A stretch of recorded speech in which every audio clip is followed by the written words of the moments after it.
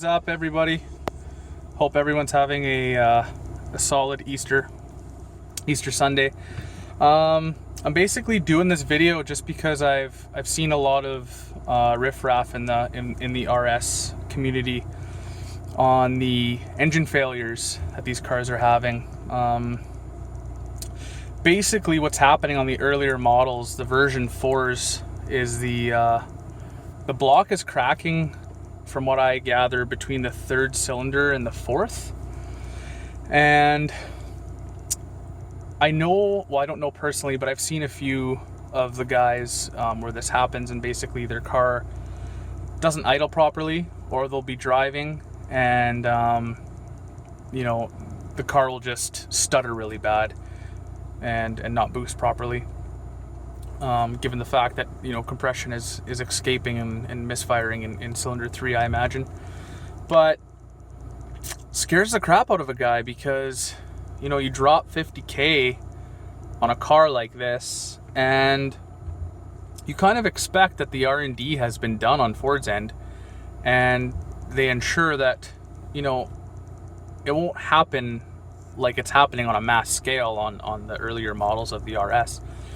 So I did a little digging, and what I came up with was it's more prone to happen on the version 4 engines than it is on the version 5.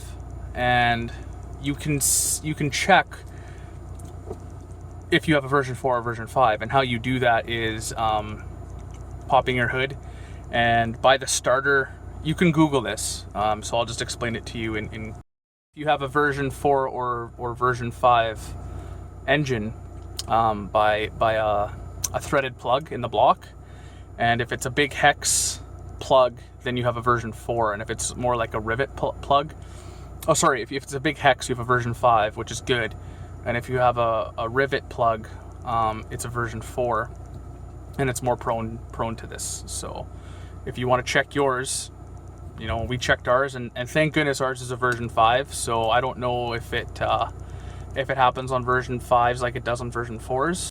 Something that really sucks about this issue is that us as RS owners are going to have to keep an eye on things like the fuel level and the oil level. That's basically what Ford Canada has been telling everybody who thinks they have the symptoms. So far we have no symptoms whatsoever. I haven't checked the levels just because I'm pretty confident in our car right now. I will, that being said, I'm gonna go check the levels of the coolant and the oil and see where we're at. Cross fingers we don't have to ever deal with this issue. I feel real bad for the guys who have the version 4s and it still hasn't happened, because what if they get over warranty and it happens right then and there. So yeah, it's just a pain in the neck, I guess.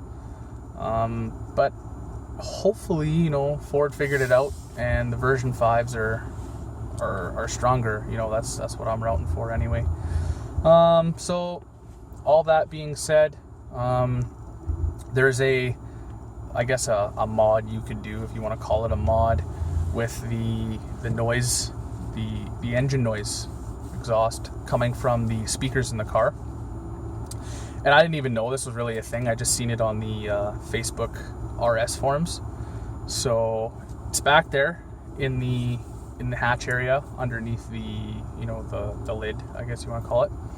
And you just unplug one of the plugs. So I'm gonna go do that myself and show you guys exactly what I'm doing. And for everyone that's done it, they say the car sounds way better, sounds real. So I'm hoping that's the case, and I will keep you posted on that. But for now, I'll just show you what I'm exactly gonna do.